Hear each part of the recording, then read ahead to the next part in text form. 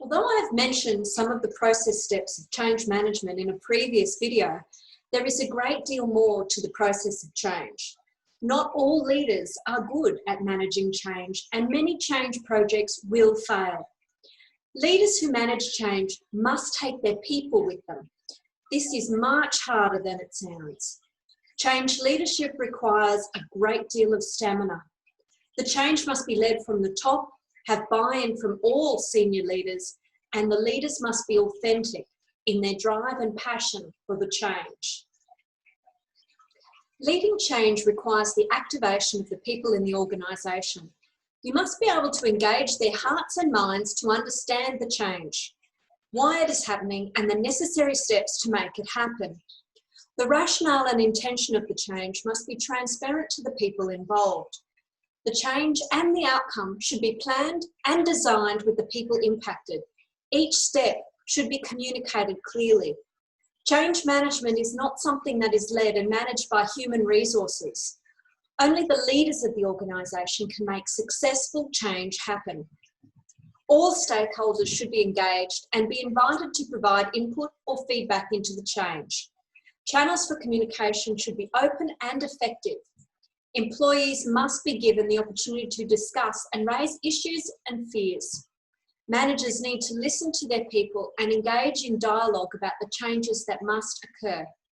Creating an environment that supports discussion and development of solutions to problems will also support a sustained change.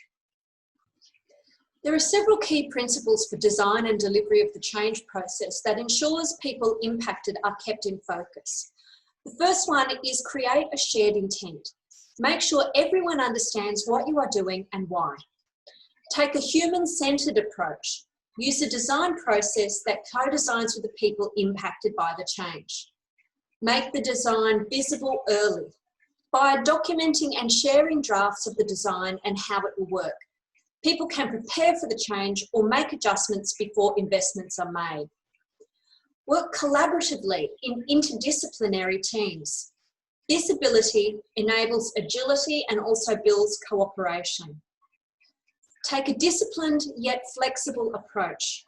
Don't follow a process just because. Make decisions and explore alternative approaches where required. And finally, create a coherent blueprint for change. Make sure the entire change and all of its elements make sense together. There are many parts to the change process, and a useful way to communicate and incorporate various stakeholders' ideas and also demonstrate that people's voices are considered in the change process is to create a blueprint for change. A blueprint is a document that captures all of the key information and describes the schedule, outcomes, deliverables, who is impacted and how, as well as responsibilities and risk. A blueprint is usually a working document that changes over time.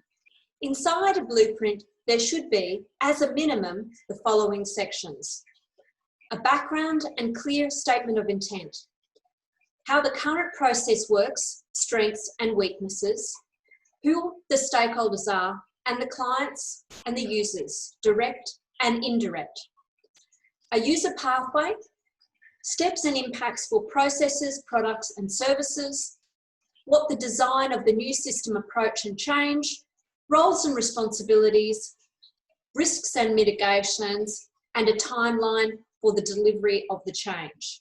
An example blueprint is available in the course materials, so you can see how a service is managed and documented using a blueprint. The example included is a government policy change and the changes required to deliver that to the community. The example blueprint used the following change process to design and implement the change. During the change process, the people impacted are on a journey where they will experience a range of feelings at each stage. Jen Withereth, my course co-leader, will talk more about the process and how people are impacted during her session. The people impact part of the change should be considered during the entire process and accounted for in the design plan. It is a significant part of what you as a leader should be doing. Engaging with the people impacted is necessary at all stages, as people experience the highs and lows requiring information and understanding to help support them progress to the new normal. Understanding that all people must go through these stages is part of the journey, and supporting the process is part of your role as a change leader. Having a plan to deal with each step is necessary for success. Unfortunately, many change processes do not account for the people aspect during planning. What is often misunderstood is that it is not enough to tell people about the changes required. Communicating expectations at the time of implementation will lead to a compressed emotional and personal change approach. This can lead to anger, frustration, and resentment for all the people impacted. Insufficient time and effort expended in managing this process is why change processes fail.